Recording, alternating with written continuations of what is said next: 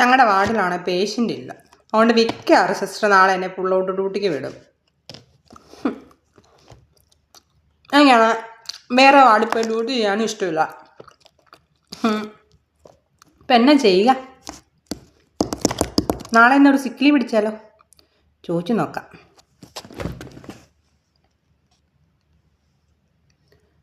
Hello Ramya സിസ്റ്ററെ, ഞാൻ മീനു ആണേ.